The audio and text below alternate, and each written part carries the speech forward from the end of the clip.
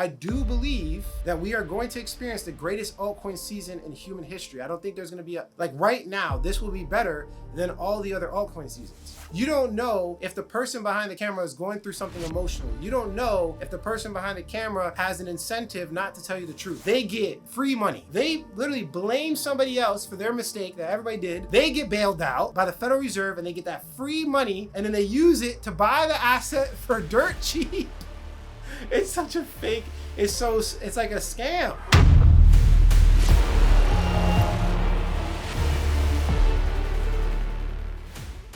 Today, we're going to be going over the market conditions, what's happening with the Federal Reserve. I mean, it's really interesting, the dynamics of the market. I have some really good questions. I'm going to be answering questions. By the way, if you want to get your questions answered, no matter what it is, head on over to Alexander on Crypto on Instagram.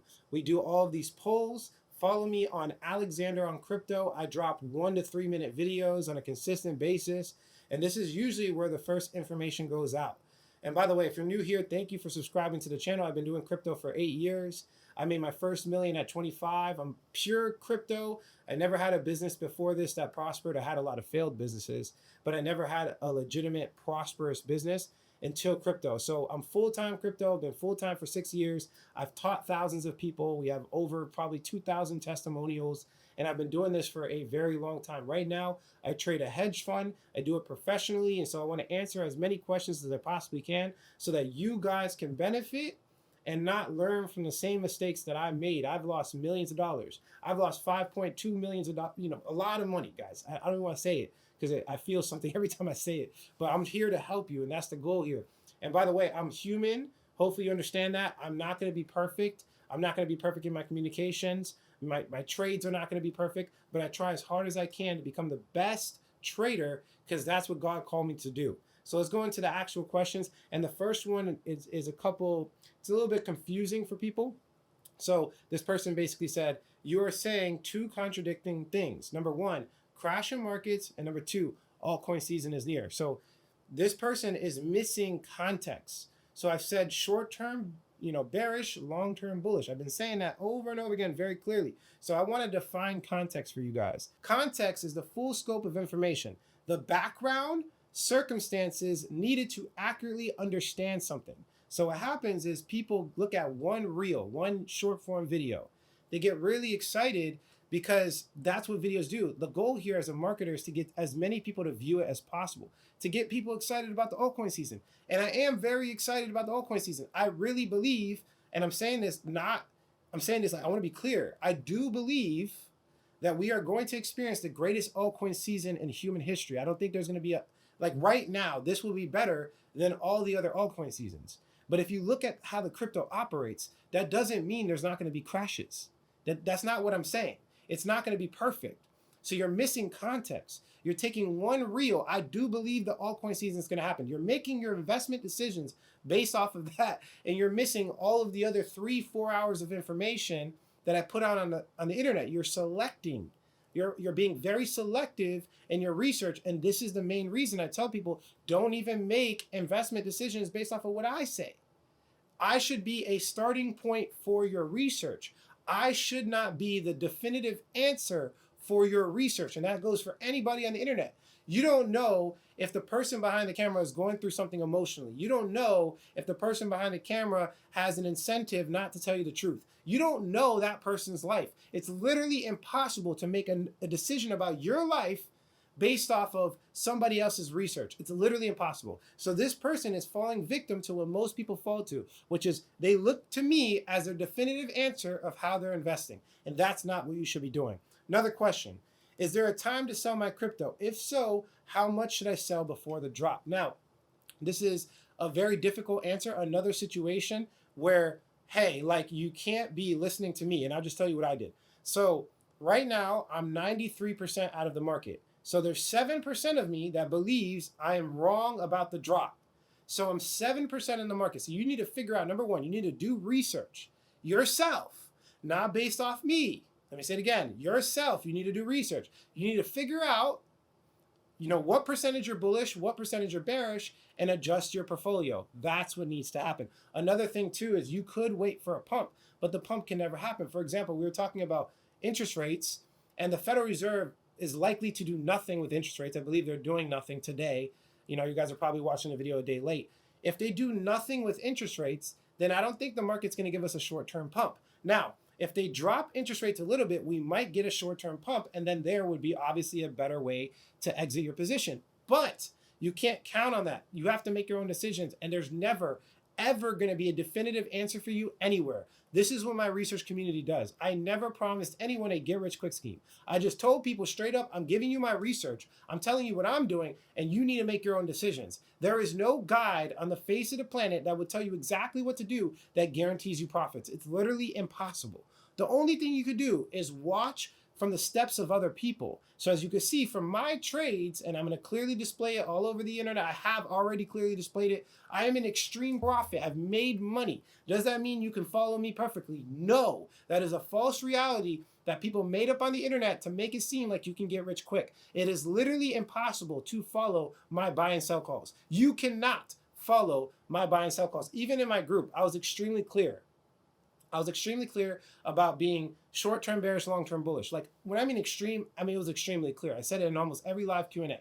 Right now, there was times where I got a little bit more bullish than bearish, and I was like, okay, maybe I'm wrong. But by my actions, I never bought more than 7% of crypto. So by my actions, I was short-term bearish and long-term bullish. And like half of my group could not even follow that. They couldn't. They didn't. And so I made a whole bunch of money, and like only a select few people got a benefit because, again, this really shows you cannot follow buy and sell calls. You can only look at someone's research and make your own decisions. You said 5 days ago is the last good opportunity to buy. You sold, no hodl. See, again, another situation. The reason why, and this is the fundamental reason why people get so emotional, this is why you see so much hate and negativity in crypto, is because of the identification of their portfolio to themselves. They think because I sold or because I release information that I am attacking them. They might not say that, they might not believe that, but their actions, this emotional lashing out in the comment section, people freaking out. Look, bro, like you are too attached to your money. Way too attached to your money. This is why people get so butthurt. They get so butthurt because the money that you have in the crypto market means way too much to you. So if anyone says anything conflicting about your money, what they're essentially saying is they're saying something conflicting about you because you have created in your mind an attachment to money, an unhealthy attachment to money.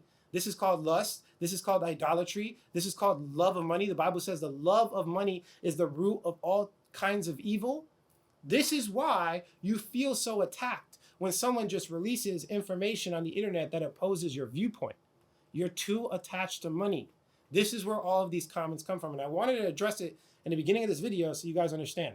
So another question, should I sell my cryptos due to the possible crash, even if I'm down 50%? And I want to pull up in this cognitive bias that addresses this. I cannot make answers, but let me pull this up. And so that cognitive bias is called loss aversion. It is the tendency for people to fear losses more than they value equivalent gains, leading them to hold on to losing investments to avoid realizing a loss, even when selling might be the more rational decision. So people make excuses all the time. They even make excuses with taxes, like, I don't want to sell because of taxes. If you're at a loss, you pay no taxes. You only pay taxes on profit. So a lot of times it's even really good for people to sell at a loss because it reestablishes their entire tax thing. But the point is it doesn't matter if you're at a loss. That's irrelevant. That piece of information should be completely separate. Whether you're at a loss or profit should be completely separate than your decision to sell or buy. The only reason you should make a decision to sell or buy is based off of you think the market's going to go up or down. That's it. The fact that you're combining the information that you're already 50% down is loss aversion. This is an emotional reaction that people have. They think that because they're down, they just need to hold and they'll never realize the loss. That is not the way this works. And let me prove it to you. So people don't get this, but when it comes to loss percentages, to break even, you need much more increase than decrease. So for example, if you're down 50%, unfortunately, it's not a 50% increase to break even. You actually need 100% to break even. This is how percentages work. This is not like wishy-washy. I'm not making this up. This is like there's no proof to back it. No, this is math. Math says that if you're 50% down, you need a 100% increase, and it gets exponentially worse. So for example, that person has 50% down. If they end up going 75% down, they need a 300% increase to break even. So the people that tell you to hodl have no idea what they're talking about. This is something that I had to break out of in crypto. They lied to you. This is a mainstream narrative. It is a lie. So even MicroStrategy themselves, people don't know this. Bitcoin went down 65%. So according to that math, for them to even make profit, they need to go up 185%. So MicroStrategy did well. Don't get me wrong, they're above that. I think Bitcoin went up like 300-400%. That was amazing. But like, they didn't do that good. And so the way they're making it seem, they make it seem like they're doing amazing, but it's not that good by profit perspective. This is why you got to hone in understanding profits and not hone in to your cognitive biases. You have to hone in on what's actually happening. You need to calculate your profit. You need to calculate your loss. You should be looking at how much money you made or lost. And we actually have a calculator in our group that shows you the break-even point. So if you're in profit, it shows you how much you need to lose to break even. And if you're at a loss, it shows you how much you need to make to break even, right? And we do this for a reason. We want to calculate the truth. That is what we're looking at. Let's go into more questions. If Bitcoin has never experienced a full bull run with high interest rates, could this cycle be fundamentally different? What would that mean for a long-term sustainability of the 4-year cycle model? This is a really good question. So I proved in a video that we have never experienced a crypto bull run in a high interest rate environment. Every bull run we've ever experienced with crypto, interest rates have been below 1.4%. Most of the time it's been 0%, but sometimes it's 1.4%. The question is this going to affect crypto? And I believe it is. I believe it's difficult for any risk on asset, not just crypto, any risk on asset.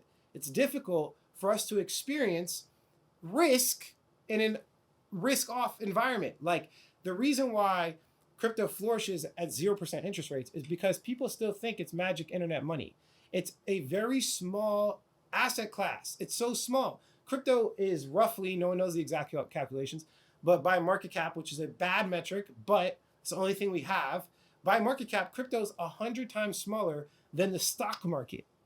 Now, risk on assets is not just the stock market. There's a whole bunch of other risk on assets. So when we talk about an asset class in crypto, we're talking about less than 2% of the world, less than probably 1% of the world liquidity. So we're talking about a very small market. Being that it's so small, it is very risk on. We're talking about the highest risk you could possibly go. And with legitimate asset classes, there's obviously higher risk investments. But with legitimate asset classes in the world of legit stuff, right? Things that have like spot ETFs, Ethereum has an ETF, right? These legitimate verifications or certifications for a legitimate asset class, in that realm, crypto is the highest risk you can go. So just think about it for a second. How could the riskiest legitimate asset class in the world do well in an environment where risk on assets do bad? It doesn't make sense. The Federal Reserve is on top of everything. So if it's a risk off environment, risk on assets won't do well. So it just so happened to be the power of Bitcoin is so good with the 4-year halving cycles, right? We all know the 4-year halving cycles. Every 4 years or so, it's not based off of time, but every 4 years or so, based off of the block rewards, okay? I don't know if you guys know this, but Bitcoin is basically a lottery. Every 10 to 15 minutes, there's a puzzle that needs to be solved, and the winner that solves the puzzle, because it's random, gets rewarded Bitcoin. So this is why it's not based off a definitive time. And then after a certain amount of blocks, every 10 to 15 minutes, that's a minted block. After a certain amount of blocks, that's when we have the Bitcoin halving, which decreases the issuance of how much Bitcoin is rewarded to people, right? So this Bitcoin halving cycle, the beauty of it is scarcity. Bitcoin is the only asset on the face of the planet that has a fixed supply of 21 million. And then they have a mechanism, which is like basically the Federal Reserve of Bitcoin, that essentially drops the amount of Bitcoin that comes out of the system in half. So the main driver of the bullishness of Bitcoin is scarcity. So around the Bitcoin halving, combined with the Bitcoin spot ETF, there was a major scarcity factor that drove the prices of all of cryptocurrency up. And then we had like a mini bull run. We did not see an altcoin cycle, but we had a Bitcoin bull run, right? Let me say it again. We have not seen an altcoin cycle. We've seen some altcoins do well, but we have not seen an altcoin cycle. We've seen a Bitcoin cycle. So Bitcoin drove up in price and it did very well. But remember, in the context of altcoins versus Bitcoin now, altcoins are even smaller than Bitcoin. So we're talking about an entire very small asset class, very high risk. We have the 4-year cycle that drove Bitcoin's price up, which is crazy to me now that I think about it. It is very unlikely, but it happened. Now we're talking about altcoins, which doesn't have the scarcity mechanism. It doesn't have any of that. It doesn't have any of that. The chances of altcoins doing well with interest rates at 5%, to me, is very low. We are in a risk-off environment. We are in a risk-off environment, meaning altcoins will likely not do well until interest rates get down to 0 or 1%. And this is what history has said. I do not think it's going to be different. So in this fact, we do have the 4-year Bitcoin cycle intact. That has not changed. But for the altcoins, we need a risk-on environment. We need interest rates at 1 or 0%. That is my official prediction. Question number 2. If market crashes are engineered to transfer wealth, who are the real winners and the losers? How does this play into institutional adoption of crypto? So every big market crash, in my opinion, was orchestrated. So we're talking about even the 2000 stock market bubble with all tech companies. It was like the tech bubble. It popped. I even believe the 2008 housing market crash, and I even believe COVID to a certain extent. I don't want to get into conspiracy theories, but there's a lot of signals that predicted COVID financially. There's a lot of financial signals that predicted COVID. But the reason why this happens is because our current modern system is corrupt. People don't understand this, but it is corrupt. It does not work, and they know it does not work. The entire system is meant to loan money out to people for high interest rates, right? They'll loan money out, right? They loan money out to people that they printed out of thin air. That is how the Federal Reserve works. Let me say it again. The Federal Reserve has the ability to print money, and then they loan it to people, and they get paid that fee. Whatever that interest rate fee is, they get paid that, and it forever enslaves everyone. They control the mechanism of money. So the reason why we have market crashes is because the market loses momentum. This system is a house of cards, and it needs to be stimulated and propped up. There needs to be more money injected into market for it to go up. So we see the momentum die off. It usually leads to a major market crash. Then we see the Federal Reserve drop interest rates to 0%, and somehow the rich get richer and the poor get poorer. It's because that 0% interest rate, all of that money goes into the hands of people with credibility and billions of dollars. So for example, if a big organization like Bank of America, and this happened in the past with Wells Fargo and all these big corporations, if they're about to go bankrupt because they've loaned out too much money, they loan out money, they leverage way too much. If they're going to go bankrupt, what's going to happen is we're going to have a big catastrophic failure of multiple banks. We'll see all the banks get hit because they're all attached to each other. People don't understand this, but this is how it works. They're all attached to each other through loans and different things. So if one big bank goes bankrupt, we see a catastrophic failure throughout a whole bunch of banks. So the Federal Reserve knows this. If you understand the history of the Federal Reserve, they are considered the lender of last resort. And so the banks know this as well. The banks know that the Federal Reserve will not allow them to go bankrupt. So they take on extreme risk on purpose. They take on massive catastrophic risk. We see something called stock buybacks. So even the stock companies will take absurd risk. They will take on big loans like Apple and some of these companies. They'll take on big loans on purpose and buy back their stocks. We see this with MicroStrategy right now. MicroStrategy is taking absurd loans and buying more Bitcoin. It's just doing that, and it's taking on extreme risk. Because if it falls, we'll see a whole bunch of other people fall, and the Federal Reserve will not allow that to happen. So they on purpose, whether by design or they just don't know and they're just doing it anyways, right? They on purpose take on way too much risk because they cannot fail. They're too big to fail. This is where all these concepts come into play. They're way too big to fail. So I think that could be a reason, and maybe you'll come back to this video. I think that might actually cause the fall for crypto. It could be MicroStrategy. We saw this with FTX Exchange. FTX Exchange did the exact same thing, right? They fell. They brought down Silicon Valley Bank, which is like the biggest bank in Silicon Valley, bro. They brought them down and hundreds of other banks. And the Federal Reserve had to bail all of them out. And then they put FTX Exchange as the poster child of what they all do. This is the same thing they always do. They pick one guy to take the fall for the thousands of companies doing the exact same thing. They're all doing this exact same thing. They could, in fact, do the same thing to MicroStrategy. That could be like the next thing. And this is a prediction, I don't know.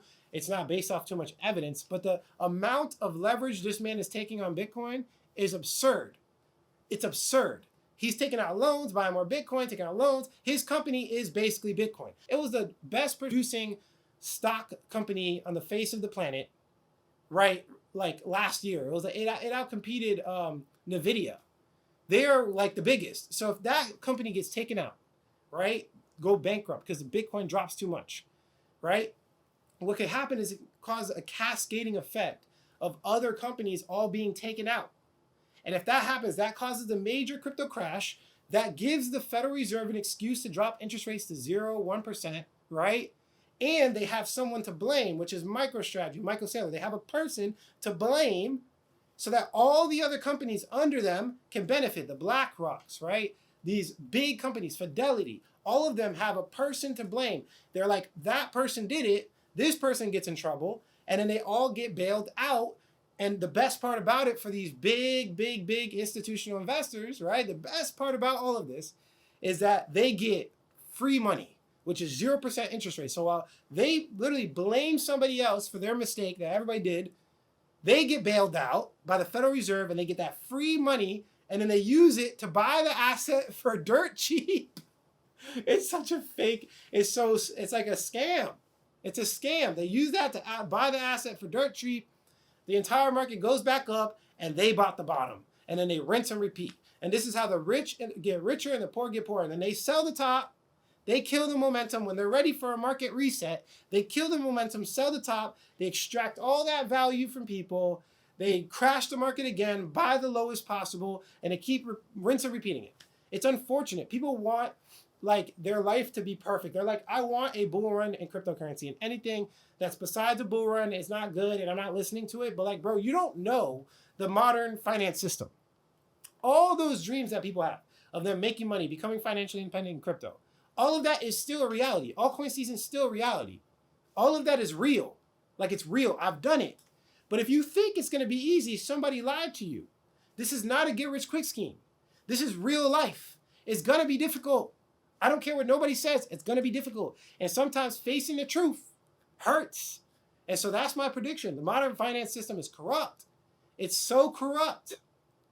But it doesn't matter because I know how it works. And I'm going to trade based off of it. And so that's kind of like my official prediction. But that's pretty much it for this video, guys. I think this was a great video. If you like the quality of this content, hit like. If you don't, leave some constructive criticism. Subscribe for more video updates. And like I always say, if you don't get with it, you will get left behind. Catch you guys in the next video. Peace out.